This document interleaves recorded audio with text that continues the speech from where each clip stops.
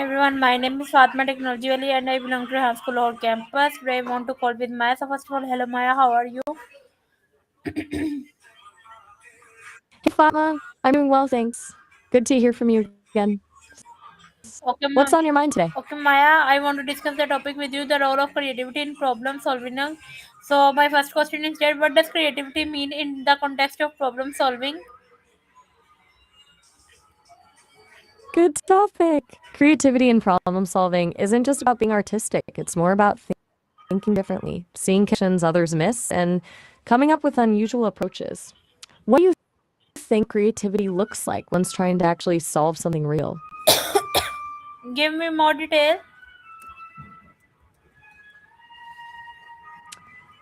Sure. Think about it like this. Traditional problem solving often means following a known process, step by step.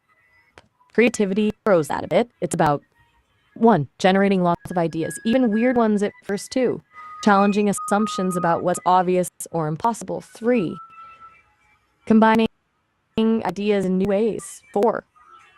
Being open to unexpected solutions. It's less about being right early on and more about exploring lots of possibilities. Does that make sense? Give me more detail.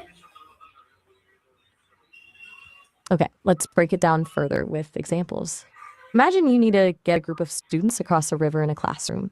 The only tools are mats and some ropes.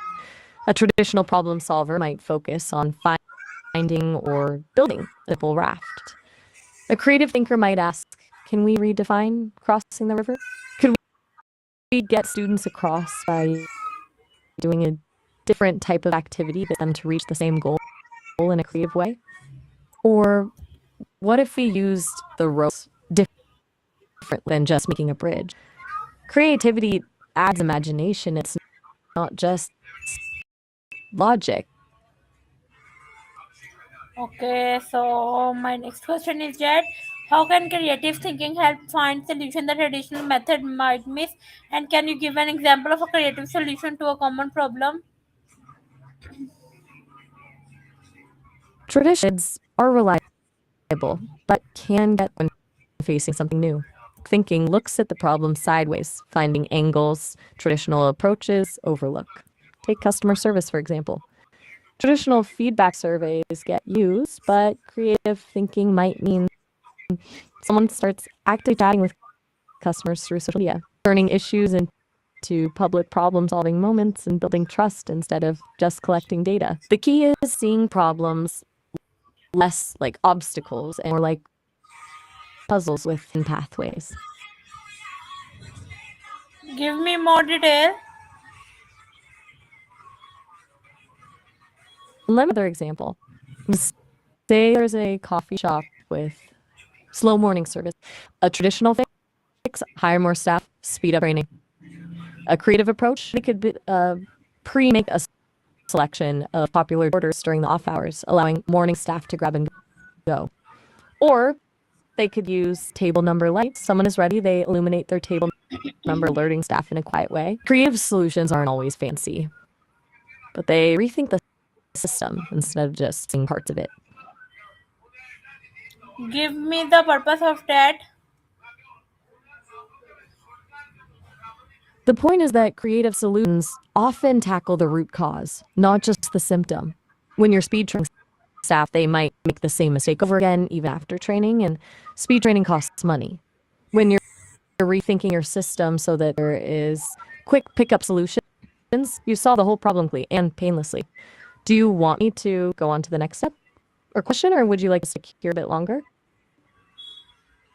Okay, so Maya, my next question is that how does brainstorming encourage creative problem solving and what role does risk taking play in creative problem solving? Brainstorming works because it lowers that judge at our head. When we all throw out ideas without editing, even the silly ones, we trigger each other's brains. Weird ideas, sometimes brilliant insight. As for risk, that's huge. Creative solutions look risky at first. People might think that won't work, but some of the best inventions came from someone who was okay looking foolish long enough to figure something out. What do you think? Give me more detail. Think about brainstorming like building with Legos. If you only build what you're supposed to build, you get the same kit over and over. But if you let people mix pieces, experiment, make weird structures that might fall apart, that's when the really new things happen. Risk is being willing to make that weird structure, even if it feels unstable at first. It means trying an idea that might fail. That's what opens up creative pathways, not playing it safe. Okay, so my next question is that how can creativity improve decision making in professional environment and in what ways can technology enhance creativity problem solving? Creativity in decision making means you're not defaulting to the obvious path. Maybe there's an unconventional approach that actually fits your company culture, budget, or goals better. Tech can help with that. Collaborative platforms for brainstorming remotely, AI tools that analyze data and unusual patterns to reveal hidden insights, or virtual reality environments that let you prototype ideas quickly. The trick is using tech to boost creativity rather than replace human imagination. Okay, so Maya, my next question is that do you think everyone can develop creative problem solving skills and why or why not? Absolutely, I do. I think creativity isn't some people have and others don't. It's like a muscle we can build. Key being open to trying new things, asking what if, and not being afraid of mistakes. The more we practice outside the box, the easier it gets. Plus, different people have different strengths. Some excel at coming up with wild ideas, others are great at those ideas together. Still, others are good at testing them out. It takes all types.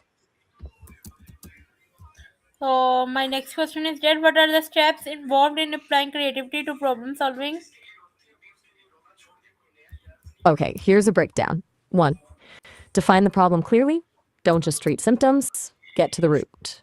Two, brainstorm a ton of ideas, no matter how silly.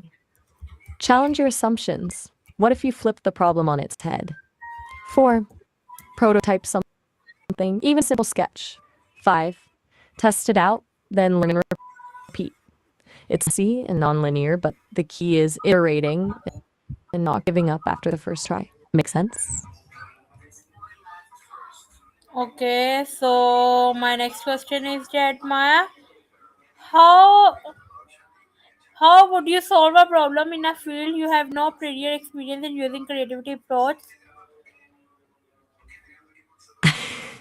That's a great question. If I were tackling a totally unfamiliar field, let's say carpentry, for example, I'd start by interviewing people who actually do it. I'd ask a lot of basic questions and focus on understanding their data challenges. Then I'd look for patterns across different fields. Are there ways that problems solved in architecture relate to building a table?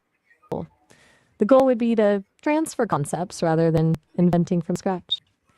Give Essentially, me you blend curiosity with pattern seeking and finding analogies between seemingly unrelated domains. You're using creative thinking to connect existing knowledge in new ways. You don't need to become an expert overnight.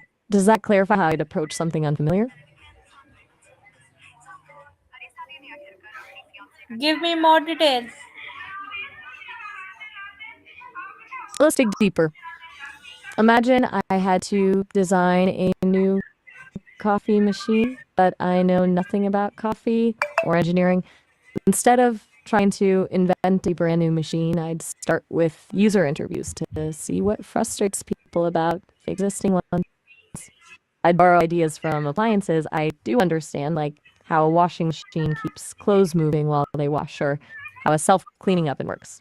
I'd look for similar problems in different contexts to see if their solutions could inspire me. That's pattern recognition, not becoming a coffee expert, but finding shared principles across fields.